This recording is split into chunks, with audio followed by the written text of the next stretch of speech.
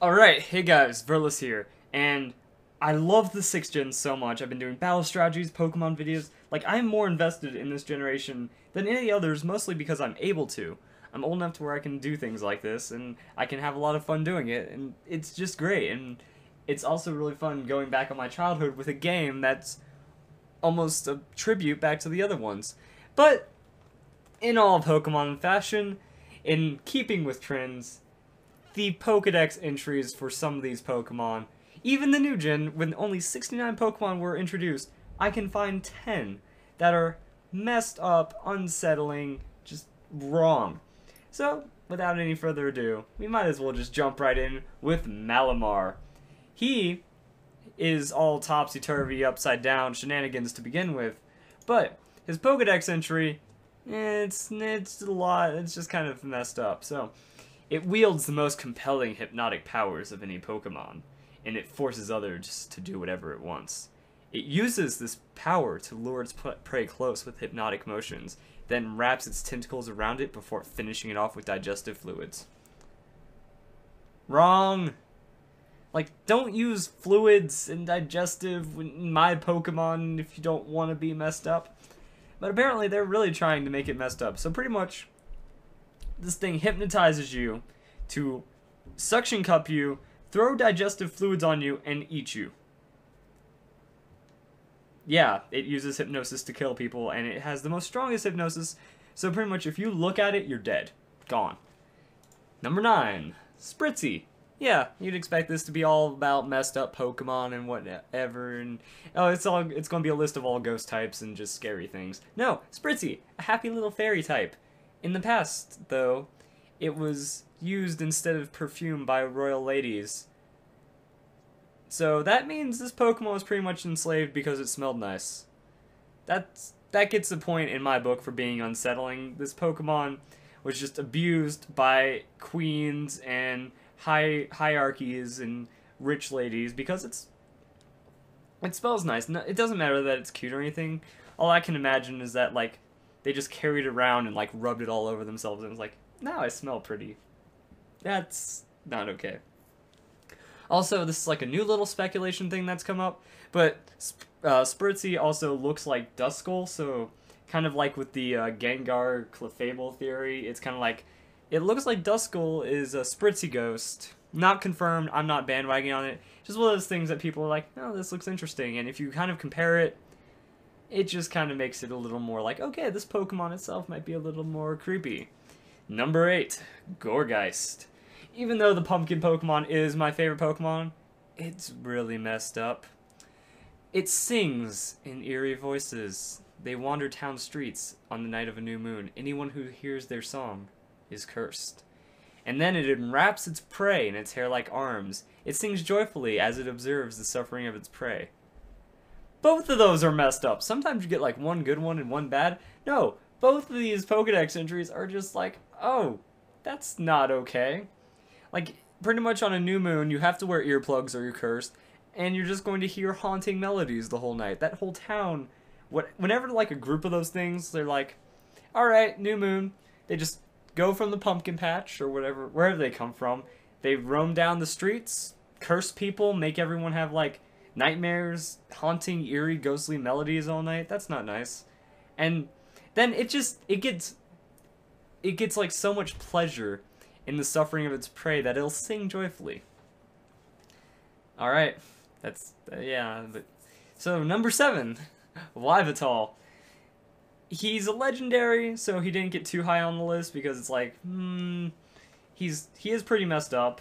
He drains the life force of Pokemon and people until they die. That's kind of hardcore. But since he is legendary, and I don't think it's like as messed up because a couple Pokemon do this already. But when this legendary Pokemon's wings and tail feathers spread wide and glow red, it absorbs the life force of all living creatures. Pretty much it goes blah, spreads out, everything dies. When its life comes to an end, it absorbs the life energy of every living thing and turns into a cocoon once more. So pretty much instead of dying gracefully, it's just like, nope, screw you, I'm gonna kill you all so I can live. I just gotta be reborn. So, that's, yeah. Number 6, Espurr. Look at that face. He is haunted by something. He is like, he almost looks traumatized, which is unsettling in itself, but his Pokedex entry, the organ, like, extra part of its body, like, I just think, like, intestinal kind of things, like insides. The organ that emits its intense psychic power is sheltered by its ears to keep its power from leaking out. And apparently, if you look at its evolved form, Meowstic, the organ looks like an eye. So it's kind of like a third eye psychic power that it has to shelter behind its ears. So I mean, this Pokemon is forced to keep its ears closed, or else it'll like, blast everything within 300 feet of itself, because it has no control over its power. So I mean, it's kind of like it has to live this traumatized life of max overloading amounts of power with this strange eye-like organ that is the just epitome of psychic power and strength. And if it opens up its ears, bitches die. That's... yeah, that's kind of not okay. Number 5, Delphox. Delphox is awesome. He is like a wizard and just a mage fox deer. I like it. He's cool. His hidden ability is magician. He's a magician. It's cool. They like, yeah, they admit it. However, it uses its psychic power to generate a fiery vortex of 5,400 degree Fahrenheit, incinerating foes swept into the world flame. That wouldn't be as bad if they didn't use incinerating. Incinerating, that's just poof, ash, gone, dead, over. Not like burning its victims. It's like, okay, that's really hot and we probably kill them, but burn versus incinerate. Cringier on incinerate. Just saying. Number 4. Dragalge. Dragalge. He looks scary. And I've done, like, I'm from Florida. I'm used to, like, swimming in the ocean. So, I mean, Squirrelp and Dragalge, they just give me, like, creeps. They scare me because I'm like, I've swam into algae fields. Like, in California, there's kelp forest, and those things are creepy as hell, too. Now, imagine something disguising itself as dead kelp and algae, which already is creepy enough as it is, that poisons you until you die. Here's its lore. Their poison is strong enough to eat through the hull of a tanker. They spit it indiscriminately at anything that enters their territory. Tales are told of ships that wander into seas where they live, never to return.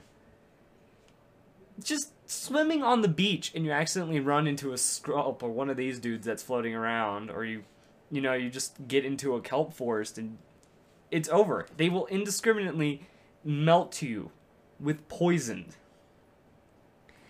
And then it just looks creepy.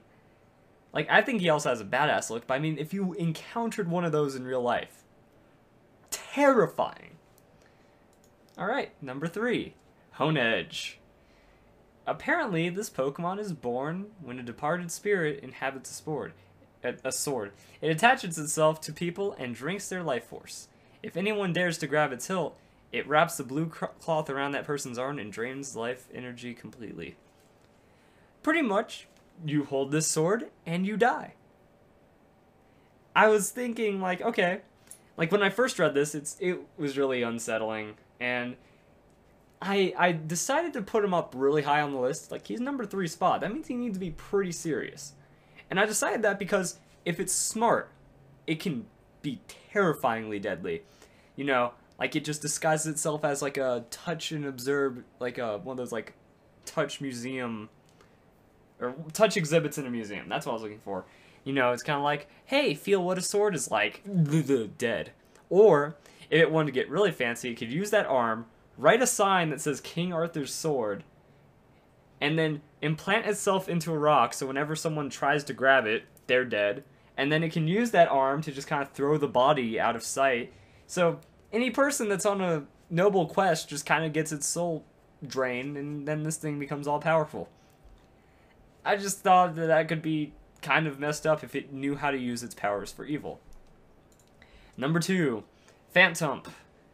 Again, another ghost Pokemon that isn't too hardcore, but it ties in with number 1, and like whenever you use this, according to old tales, these Pokemon are stumps possessed by the spirits of children who died while lost in the forest. Spirits, you know, taking over things, that's the pumpkin, that's Gourgeist, that's almost every ghost Pokemon, that's Honedge. That's not too bad. But when it's specifically children's spirits, and it looks like a little haunted kid, that's when you start crossing lines, and that's when it gets really creepy and unsettling and not okay. So that's why he's number 2. Like, these Pokemon are created when spirits possess rotten tree stumps. Rotten tree stumps. Not just a tree stump, it has to be a decayed, rotten tree stump that a kid that wanders into the forest has to die while being lost to make one of these things. Messed up. However, number 1, Trevenant. Again, another ghost Pokemon. Its lore doesn't seem that bad on the surface, and it's like, okay, why is this dude number 1? Using its roots as a nervous system, it controls the trees in the forest. It's kind of the Pokemon that reside inside of its body. That doesn't sound like a bad guy to me, until you read its other Pokedex. It can control trees at will. It will trap people who harm the forest, so they can never leave. And then it goes full circle. This is why he's number 1, and this is why Phantom is number 2. They work together. Think about it. Trevenant can trap someone in the forest by bending the trees to their will, killing them. That person's spirit now becomes a lost spirit, finds a tree stump, becomes a Phantom, and then it already has crazy lore. So Trevenant intentionally finds people lost, or not even lost. It makes people get lost in the forest so they die, and then create more Phantoms, which eventually become Trevenants. These guys are like taking over the world in a way. Like, you're not allowed to go in a forest because if there's one of these dudes in here, you're going to get lost in there, you're going to become a tree spirit, and then you're going to become a larger tree spirit that goes off and takes another forest to go kill people in. That's, like, it's just an army. Like, it can kill off whoever's just wandering around the forest, create another one of itself. So, that's why those two are number 1, and it took me a while, like, I had to think about that. I was like, wait, it can control trees and make people never leave, which means they'll eventually die, which means they'll become a Phantom. Oh god. Anyway, that's my Pokedex list. Let's do a bonus spot, Klefki. It will aggressively jingle its keys to try to scare off people. Just in case you needed a palate cleanser, I thought that's adorable. It's like, oh no, I'm threatened. Let me find some keys. This is a Klefki right here. It's just like, oh god, I'm scared. Go away. That's amazing. Alright, so I hope you enjoyed this video. It's, you know, top 10. It's creepy, unsettling, spooky, and I think it was really fun, and I hope I was comical enough through it, you know, making it really entertaining. And I hope you guys really enjoyed the video. Tell me if you enjoyed it. Other than that, you know, just like my videos, comment, tell me what you think, share them with all of your friends if you really thought they were good. Subscribe if you want to. You know, I'm not trying to push for too many subscribers, but if you really like my content, I also do Minecraft. You can check all that out. And most importantly, as always, this is what I say, just have a nice day.